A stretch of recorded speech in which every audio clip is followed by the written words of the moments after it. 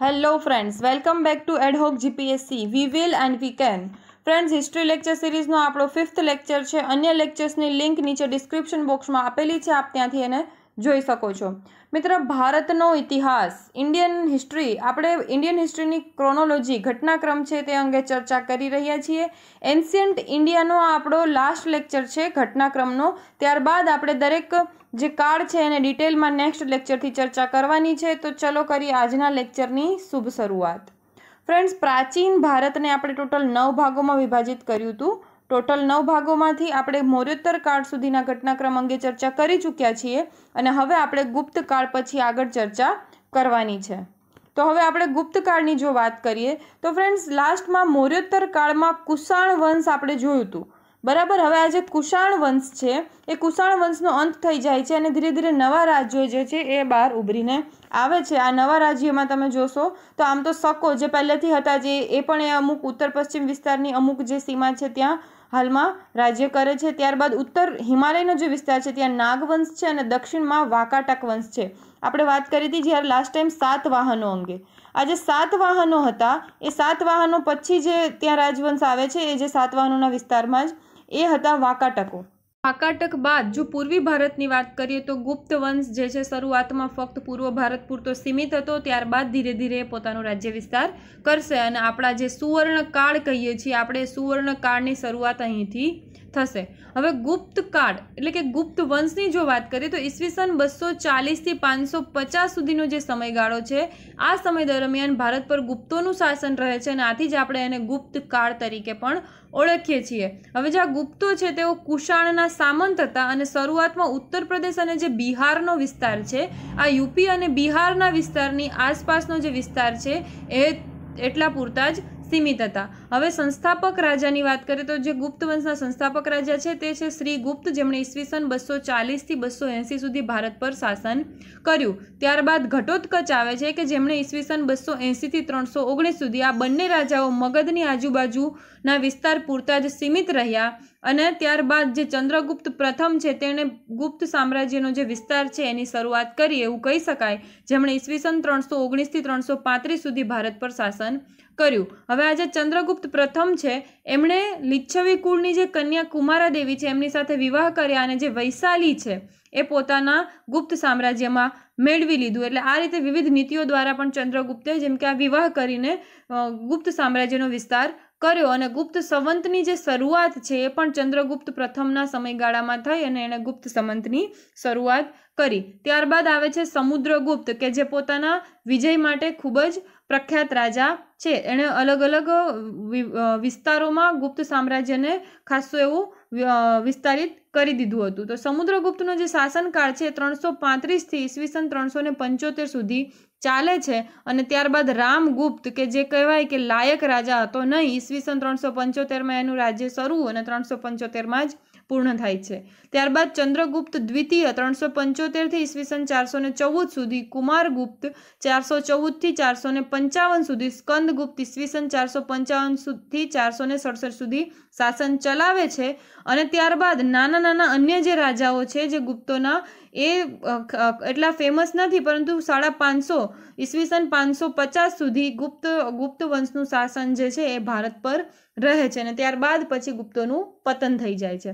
તો હવે અહીંયા આપણે જો સમુદ્રગુપ્તની વાત કરીએ, એના વિજયોની વાત કરીએ તો જો અહીંયા જે આપણને ડાર્ક બ્લુ કલરમાં મેપમાં દેખાય છે એ વિસ્તાર જે છે એ ચંદ્રગુપ્ત પ્રથમે પોતાના જે શાસનકાળ દરમિયાન વિસ્તારિત કરેલું છે. ત્યારબાદ આ જે વિસ્તાર આપણને દેખાય છે એ જે છે સમુદ્રગુપ્તે પોતાના રાજ્ય દરમિયાન વિસ્તારિત કરેલું છે અને ચંદ્રગુપ્ત દ્વિતીય આ જે ગુજરાતવાળો વિસ્તાર છે એ શકો પાસેથી જીતી અને પોતાના રાજ્યમાં મેળવેલો છે. સમુદ્રગુપ્ત અંગે આપણને માહિતી પ્રયાગ પ્રશસ્તિ, ઇલાહાબાદનું જે પ્રયાગ પ્રશસ્તિ છે એમાંથી મળે છે કે જે પ્રયાગ પ્રશસ્તિ તેના દરબારી કવિ હરિસેન, દરબારી કવિ જે હરિસેન હતા એણે એના પર લખી છે અને એના પરથી આપણને સમુદ્રગુપ્તની વિજયો અંગે માહિતી મળે છે. અને સમુદ્રગુપ્તે જે પોતાના વિજયો વિવિધ વિસ્તારોમાં વિજયો મેળવી હતી એના આધારે એને ભારતનો નેપોલિયન પણ કહેવામાં આવે છે. જોકે ખરેખર હવે અહીંયા વિચારવાની વાત એ છે કે સમુદ્રગુપ્ત તો ખાસા સમય પહેલાં થયેલો છે, જ્યારે નેપોલિયન તો 1800ની જે સાલ આપણે ગણીએ એમાં આવે છે. તો ખરેખર તો નેપોલિયનને આપણે સમુદ્રગુપ્ત કહેવો જોઈએ, પણ હવે આપણે અત્યારે સમુદ્રગુપ્તને ભારતનો નેપોલિયન કહીએ છીએ, તો ઇટ્સ ઓકે, હવે કંઈ નહીં, આગળ જઈએ. તો જે સમુદ્રગુપ્ત છે એણે પોતાની વિજયની નીતિ કઈ રીતે અપનાવી હતી? તો કે એણે ગંગા યમુનાનો પ્રદેશ જે છે એ વિસ્તાર છે એ જીતી અને સીધો પોતાના એટલે કે ગુપ્ત સામ્રાજ્યને અધીન લાવી દીધો હતો. ત્યારબાદ આપણે વાત કરીએ તો દક્ષિણ પંથમાં જે છે એણે 3 નીતિ અપનાવી હતી. 3 નીતિ કઈ હતી? ગ્રહણ, મોક્ષ અને અનુગ્રહ. ગ્રહણ, મોક્ષ અને અનુગ્રહની નીતિ. ગ્રહણ, મોક્ષાનુગ્રહણ, આ રીતે આની નીતિને ઓળખાય છે. ગ્રહણ, મોક્ષાનુગ્રહણની નીતિ એટલે ગ્રહણ એટલે અહીંયા શું થાય છે? ગ્રહણ એટલે કે જે તે રાજ્ય જે છે એ પોતાનામાં મેળવી લે છે. ત્યારબાદ મોક્ષમાં શું છે કે રાજ્યને કર ઉઘરાવવાની શરતે મુક્ત કરે છે, અને અનુગ્રહ એટલે દયા દાખવીને રાજ્યને મુક્ત કરે છે. ફક્ત જે તે રાજ્ય જે છે એ તેની આધીનતા સ્વીકારી લે છે. તો આ રીતે સમુદ્રગુપ્ત પોતાની વિવિધ નીતિઓ દ્વારા જે પોતાનો સામ્રાજ્ય વિસ્તાર છે એ કરે છે. દરેક વસ્તુને આપણે ડિટેલમાં જ્યારે ગુપ્ત કાળ અંગે ચર્ચા કરીશું ત્યારે કરવાની જ છે. તો આ રીતે ભારતના નેપોલિયન તરીકે ઓળખાતા જે સમુદ્રગુપ્ત છે એણે ભારત પર વિજય મેળવ્યું. આ રીતે મધ્ય ભારત, ઉત્તર ભારત અને દક્ષિણ ભારત જે છે એ ગુપ્ત સામ્રાજ્યમાં ડાયરેક્ટ કે ઇનડાયરેક્ટ, પ્રત્યક્ષ કે પરોક્ષ રીતે ગુપ્ત સામ્રાજ્યની અંતર્ગત આવી જાય છે. અને ત્યારબાદ આપણા આવશે ચંદ્રગુપ્ત દ્વિતીય એટલે કે વિક્રમાદિત્ય. એ ચંદ્રગુપ્ત દ્વિતીય તરીકે આપણે ઓળખીએ છીએ. ચંદ્રગુપ્ત દ્વિતીયની જો વાત કરીએ તો જે આપણે રામગુપ્ત જોયા હતા, જે રામગુપ્ત જે છે જે ઈસવીસન 375માં શાસન કરવા માટે આવે છે ને 375માં ફરી પાછા શાસન એમનું પતિ પણ જાય છે. તો આ જે રામગુપ્ત છે એમની પત્ની હતી ધ્રુવાદેવી. રામગુપ્તની પત્નીનું નામ હતું ધ્રુવાદેવી. તો આ જે ધ્રુવાદેવી જે છે એ ધ્રુવાદેવીને જે શક શાસક છે એ ઉઠાવીને લઈ જાય છે, અને રામગુપ્ત હાથ પર હાથ ધરીને બેસી રહે છે, હારી જાય છે રામગુપ્ત જે છે શકો સામે. અને આ વસ્તુનો ગુસ્સો જે છે આવે છે ચંદ્રગુપ્ત દ્વિતીયને. આ ચંદ્રગુપ્ત દ્વિતીયને આનો ગુસ્સો આવે છે કે આ કઈ રીતે રામગુપ્ત આવું સહન કરી શકે છે. એટલે આ રીતે પોતાની ભાભીને સાથે થયેલો જે અન્યાય છે એને ફરીથી બદલો લેવા એ શકોને હરાવે છે અને ધ્રુવાદેવીને ફરીથી પાછા રાજ્યમાં લઈ આવે છે. અને પછી રામગુપ્ત જે છે એ ગાદીથી અપદસ્થ થઈ જાય છે. ધ્રુવાદેવી સાથે ચંદ્રગુપ્ત દ્વિતીયના વિવાહ થાય છે, અને ચંદ્રગુપ્ત દ્વિતીય જે છે એ 375 ઈસવીસન 375માં ગાદી પર બેસે છે. હવે જે ચંદ્રગુપ્ત દ્વિતીય જે છે એ ચંદ્રગુપ્ત દ્વિતીય જે વાકાટકો હોય છે, વાકાટક રાજા સાથે પોતાની પુત્રી પ્રભાવતી ગુપ્તાના મેરેજ કરે છે, એની સાથે લગ્ન કરાવે છે. અને આ રીતે વાકાટક જે છે એ પણ ઇનડાયરેક્ટ એટલે કે પરોક્ષ રીતે ગુપ્ત સામ્રાજ્યની અંદર આવી જાય છે. આ ઉપરાંત જે શકો પર વિજય મેળવી અને માળવા, ગુજરાત, સૌરાષ્ટ્ર અને કાઠિયાવાડનો જે વિસ્તાર છે એ પોતાની અંતર્ગત લાવી દે છે. જે અમુક સૌરાષ્ટ્રનો જે ભાગ છે એના અમુક જે વિસ્તારો છે ત્યાં અમુક ક્ષત્રપો હોય છે એ સીમિત રહી જાય છે. અને આ રીતે અહીંયા ચંદ્રગુપ્ત દ્વિતીય જે છે એ ગુપ્ત સામ્રાજ્યનો વિસ્તાર કરે છે. ત્યારબાદ જે છે કુમારગુપ્ત. હવે કુમારગુપ્ત અંગે આપણે એ વસ્તુ યાદ રાખવાની છે કે જે ગુપ્તો જે છે એનું જે રાજચિહ્ન છે એ ગરુડ હતું, જ્યારે કુમારગુપ્ત વખતે તે મયુરનો ઉપયોગ કરે છે. મયુરનો ઉપયોગ રાજ્ય ચિહ્ન તરીકે કુમારગુપ્ત ઉપયોગ કરે છે.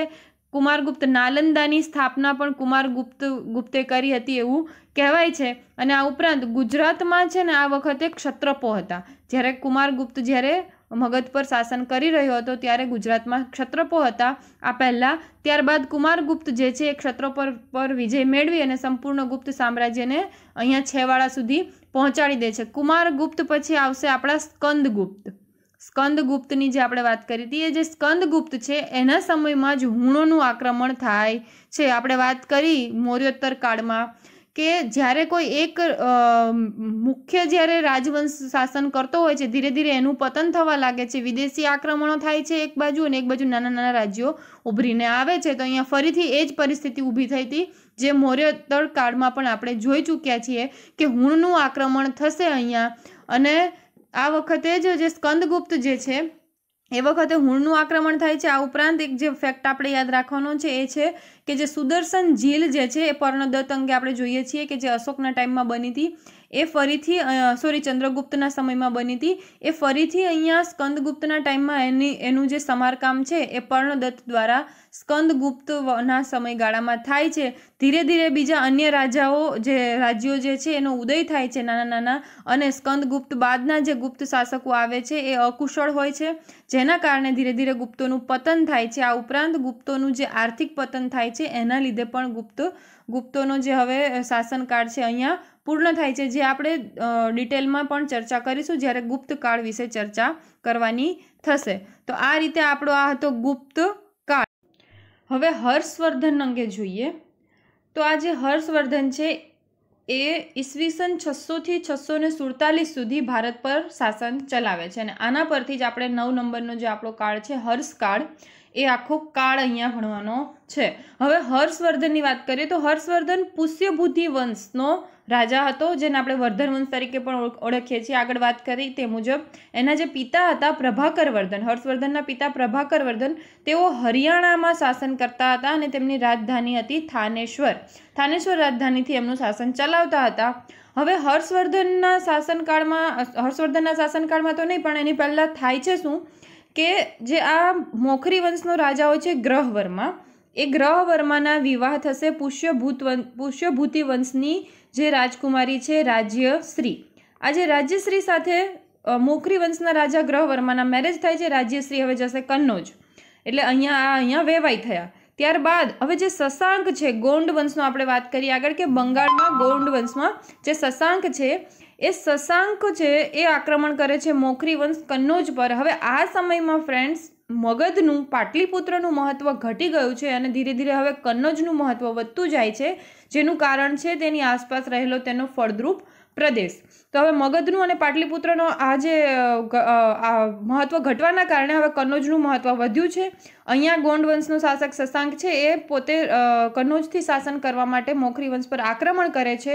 ગ્રહવર્માની મૃત્યુ થઈ જાય છે. રાજ્યશ્રીને શશાંક જે છે એ કેદ કરીને ફરી પાછો ત્યાં લઈ જાય છે. ત્યારે પુષ્યભૂતિ વંશનો જે એનો ભાઈ હર્ષવર્ધન છે એ રાજ્યશ્રીને છોડાવીને લઈ આવે છે. રાજ્યશ્રીને કન્નૌજની ગાદી પર બેસાડે છે અને આ રીતે શાસન ચલાવે છે. થોડા સમય બાદ હર્ષવર્ધન પોતાની રાજધાની થાનેશ્વરથી સ્થાનાંતરિત કરી અને કન્નૌજ પર લઈ આવે છે, અને આ રીતે હવે હર્ષવર્ધનનું જે હર્ષકાળ છે એની શરૂઆત અહીંયા કન્નૌજની રાજધાનીથી શરૂઆત થાય છે. તો આ રીતે હર્ષકાળની શરૂઆત થાય છે, બરાબર. અને હર્ષવર્ધનનો કાળ જોઈએ તો આપણે ધ્રુવસેનની જે આગળ વાત કરી હતી એની સાથે પણ, એટલે કે ગુજરાતમાં મૈત્રક વંશ છે એની સાથે પણ અમુક ખાસા એવા સંબંધો છે. હર્ષવર્ધનના સમયમાં આપણે અમુક જે મહાધાર્મિક સંમેલનો છે એ પણ મળતા જોઈએ છીએ. તો આ દરેક વસ્તુ અંગે આપણે જ્યારે હર્ષકાળને ડિટેલમાં ચર્ચા કરીશું ત્યારે જોવાનો છે. હવે આપણે જે છેલ્લે વાત કરીએ આ હર્ષવર્ધનનું જે શાસનકાળ દરમિયાનનું એનું રાજ્ય ક્ષેત્ર છે એ આટલા વિસ્તારમાં કંઈક આપણને ભારતમાં દેખાય છે, એ આટલા વિસ્તારમાં શાસન કરતો હતો. ત્યારબાદ હવે આપણે આગળ જઈએ તો ત્રિપક્ષીય સંઘર્ષ અંગે વાત આપણે કરવાની છે. આ ત્રિપક્ષીય સંઘર્ષ શું છે?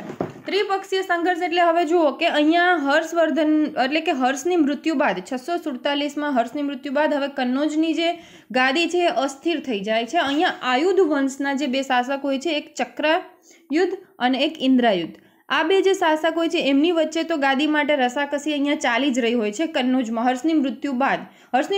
એના ઉત્તરાધિકારીઓ કોઈ એટલા ખાસ હતા નહીં. ચક્રાયુધ અને ઇન્દ્રાયુધ વચ્ચે ગાદી મેળવવા માટે અહીંયા સ્પર્ધા ચાલી રહી હોય છે, અને એ જ સમયમાં કન્નૌજની આજુબાજુ 3 સારા એવા જે રાજવંશો છે એ વિકાસ પામી રહ્યા છે. એક છે ગુર્જર પ્રતિહાર, એક છે પાલ અને એક છે રાષ્ટ્રકૂટ. તો હવે આ જે રાષ્ટ્રકૂટ છે એ રાષ્ટ્રકૂટ પહેલીવાર એવું કહેવાય છે કે હવે દક્ષિણમાંથી કોઈ રાજવંશ ઉત્તરમાં આક્રમણ કરી અને ઉત્તરમાં રાજ્ય મેળવવાની કોશિશ કરશે એવું પ્રથમવાર બનશે. આ સિવાયના જે અન્ય રાજવંશો છે એમાં છે ગુર્જર પ્રતિહાર અને પાલ વંશ. હવે જો અહીંયા શું થાય છે, સૌથી પહેલા કન્નૌજ પર ગુર્જર પ્રતિહારનો જે રાજા ભીનમાલ છે તો ગુર્જર પ્રતિહારનો પ્રથમ રાજા હતો ભીનમાલ, એ છે. એટલે આ રાજસ્થાનના વિસ્તારમાં આપણા હોય છે ગુર્જર પ્રતિહારો. હવે આ ગુર્જર પ્રતિહારનો જે રાજા છે વત્સરાજ, ગુર્જર પ્રતિહારનો રાજા હોય છે વત્સરાજ. આ જે વત્સરાજ છે એ સૌથી પહેલા એવું કહેવાય છે કે કન્નૌજ પર આક્રમણ કરે છે પોતાનું આધિપત્ય સ્થાપિત કરવા માટે. હવે વત્સરાજ આક્રમણ કરે છે, ત્યારબાદ જે રાષ્ટ્રકૂટ હોય છે જેની રાજધાની માન્યખેત, હાલમાં આપણે જે ખેડા છે ને, ખેડા એને આઈડેન્ટિફાય કર્યું છે ઇતિહાસકારો કે એ જ માન્યખેદ હતું. હવે આ જે વત્સરાજ છે ત્યારબાદ રાષ્ટ્રકૂટનો જે ધ્રુવ, રાજા ધ્રુવ છે, એ રાષ્ટ્રકૂટનો રાજા ધ્રુવ છે એ દક્ષિણમાંથી ઉત્તર તરફ એવું કહેવાય છે કે પહેલી વખત કોઈ જે શાસક છે કે કોઈ રાજવંશ છે દક્ષિણમાંથી ઉત્તરની રાજનીતિમાં હસ્તક્ષેપ કરવા આવે છે. આપણે જોયું કે અશોક દક્ષિણમાં ગયો હતો, ત્યારબાદ આપણે સમુદ્રગુપ્ત અંગે પણ ચર્ચા કરી કે તે દક્ષિણમાં ગયો હતો, પણ આપણે દક્ષિણના કોઈ જે દક્ષિણ તરફના જે રાજ કરતા રાજા છે એને આપણે ઉત્તર તરફ આવતા જોયા નથી. પરંતુ રાષ્ટ્રકૂટનો રાજા ધ્રુવ છે એ પહેલી વાર ભારતના ઇતિહાસમાં પ્રથમ વખત ઉત્તરમાં આવી અને ઉત્તરની રાજનીતિમાં હસ્તક્ષેપ કરવાની કોશિશ કરે છે. પરંતુ જિયોગ્રાફિકલ રીઝનના કારણે પણ આપણે સમજી શકીએ કે ધ્રુવને પોતાના રાજ્યની અમુક સમસ્યાઓના કારણે ફરીથી પોતાના રાજ્યમાં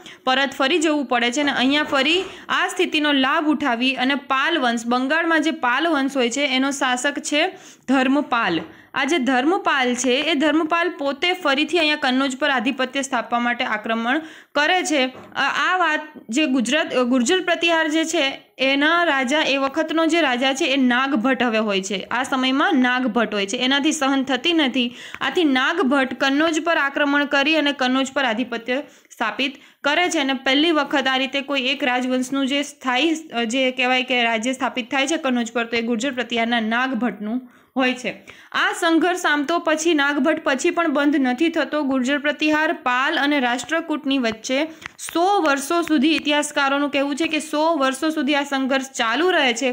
પરંતુ જે ફાઇનલી ગુર્જર પ્રતિહારો જે છે એનું જે પલડું છે એ ભારી રહે છે રાષ્ટ્રકૂટ અને પાલ વંશ કરતા. તો આ રીતે આ હતો આપણો ત્રિપક્ષીય સંઘર્ષ કે જે હર્ષવર્ધનના કાળ પછી કન્નૌજની ગાદી ખાલી થતાં આ સંઘર્ષની શરૂઆત થાય છે.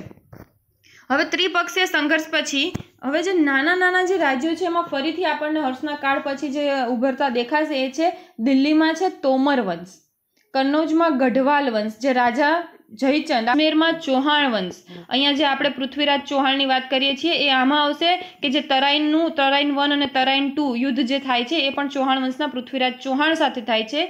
ત્યારબાદ માળવામાં પરમાર વંશ, બુંદેલખંડમાં ચંદેલ વંશ અને ગુજરાતમાં સોલંકી વંશ. તો આ રીતે સ્વતંત્ર જે નાના નાના રાજવંશો છે એ બહાર ઉભરીને આવે છે.